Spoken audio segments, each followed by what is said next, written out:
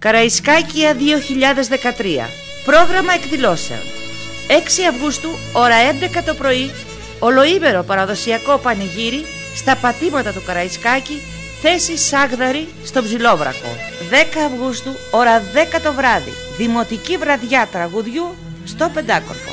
16 Αυγούστου, ώρα 10 το πρωί, τιμητική πορεία Ευζώνων και Ελληνίδων στο Μνημείο Αγωνιστών του Καραϊσκάκη στα Καραμανέικα.